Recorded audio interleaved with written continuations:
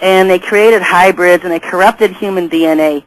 And when the Bible says that Noah was perfect in his generations, it doesn't mean he was some self-righteous, holier-than-thou dude who didn't sin and was totally perfect, because we all know that's just impossible for any one of us. We're just human. But what it does mean is that his DNA was perfect. He hadn't been tampered with. His family lines had not been polluted with alien and demonic seed DNAs or hybridization DNAs. And we know that, through, even with mutts, if you contaminate a pure mutt, that's why you got a mutt. You don't no longer have a pure breed, you just have a mutt because that DNA is no longer perfect. It's been contaminated with other mutt mixtures. It's the same thing with humans. And no matter how far along we go down the generations, once you have that in your DNA somewhere, from that point on, everybody born in your line is going to have contaminated DNA. And that's what the Lord warned us of in the last days, that the days would be dominant, as the days of Noah, is because we have contaminated DNA. Almost every human person on this planet today has contaminated human DNA. And I say almost because it said it would be as in the days of Noah. And we know that Noah was alone, left with perfect DNA still. So we do know there is people out there with uncontaminated DNA. I don't know who they are. I don't know where they are. That's not my real focus right now. The fact is that these things will be dominant in the last days, and they're here. So we might as well look at it and recognize it for what it is, instead of trying to ignore it. Just because we have someone has contaminated DNA, we all have contaminated DNA. That doesn't mean anything other than some people think, well, I can't go to heaven if I have contaminated DNA.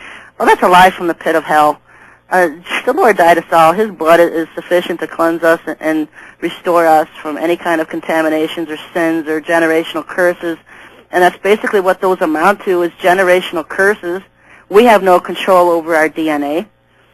And the Lord can break those generational curses and cleanse us from all of our sins and curses.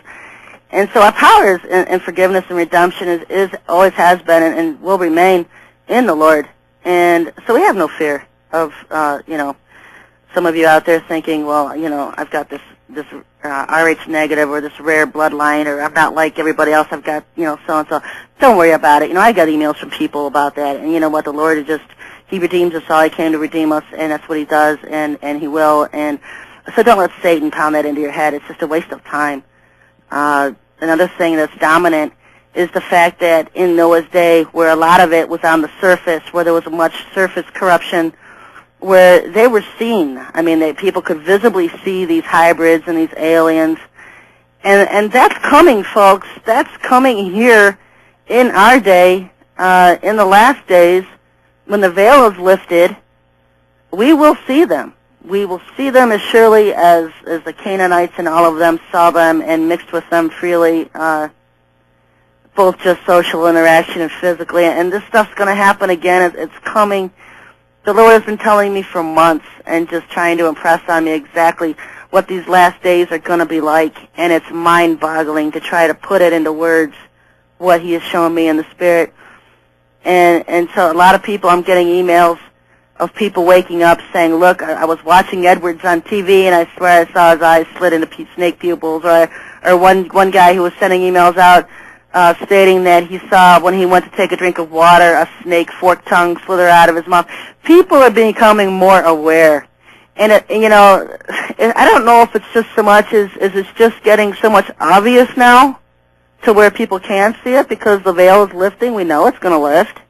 And we'll all be able to see these things. If you've seen the movie They Live, it came out in like the 70s, and and it shows 1 second where one person is a human, and then all of a sudden they all lost their cloaking, and you see television anchors all sitting there, and they're all basically aliens talking, and they don't realize they lost their cloaking.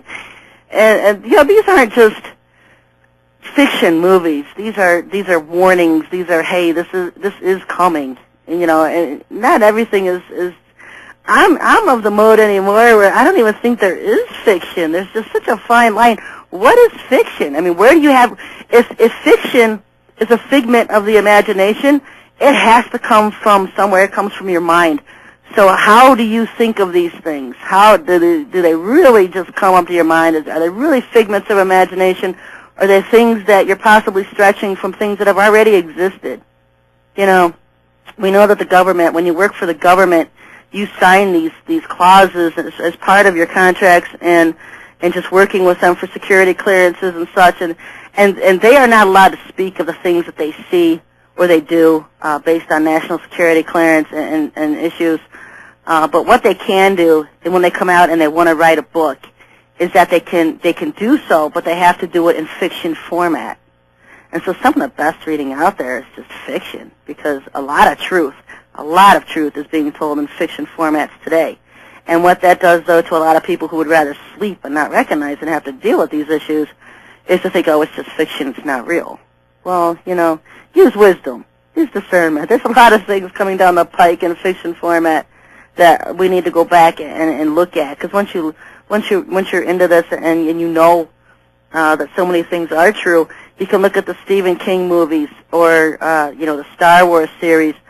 Was it really fiction? Because so much of what these people put into their movies that you find out later was totally real. It was right on. They hit it right on the head. How did they know that?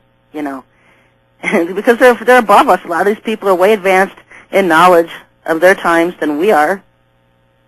And what's coming. A lot of them are into occultic practices, and of course Satan knows what's going on, and Satan can influence people as to what to portray.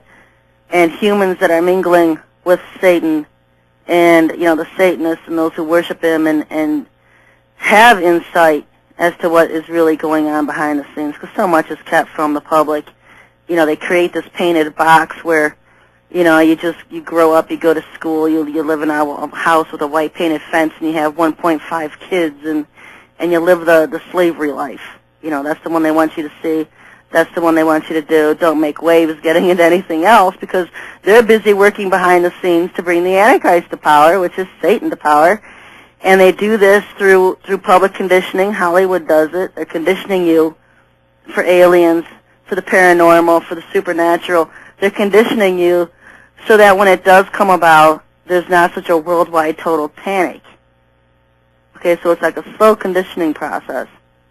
And the Lord has warned us of these things true. You can look in the Word at the old prophets and the book of John, the book of Revelation, and Revelation 9, 1 through 12, where he speaks of an alien invasion.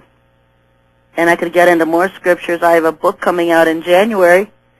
I'll be mentioning more of that. It's in the production process right now. It's titled Bible Codes Revealed, Alien Agenda and the Coming UFO Invasion. This is the message that the Lord has put on my heart for the last days to stand up and speak about, is the coming UFO invasion, the coming alien agenda. Well, it's not actually coming. It's already here. It's just working behind the scenes. But all of this stuff is coming to the forefront, and when this book comes out, the timing is just going to be impeccable. And I've got a second one coming out right after that. I'm working on it now to get it submitted. And so things are moving, because we don't have a lot of time, folks. We don't have much time left. Everyone's got their eyes on the elections right now. Who's going to win, Kerry or Bush? And I'm telling you, I don't think a president's going to be chosen until January.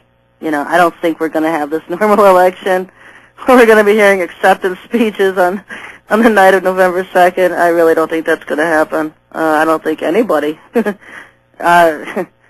just going to be a war. It's just going to be a war. And right now, speculating, I've just, there's so many things that could happen, and so I'm just taking day by day and looking to see what events they do pull, what events they are going to set off, which ones they can actually get to happen. Because you have to understand, when one evil faction plans and decides they're going to do this and this, they've got the other evil faction that will work against their plans and sabotage them. So they're fighting amongst each other right now. It's a total war between factions 1 and 2 of the New World Order. You've got Kerry and the faction 1 and the Rothschild bankers and the Queen of England and the whole UK facade, the European Union, everybody behind Kerry. And then you have the George Bush facade, faction 2, just a small player in it himself. He's really nothing significant within the faction. Even though he is the president of the United States, he carries the title, but he doesn't carry the power. He's got the faction power behind him, and they handle everything.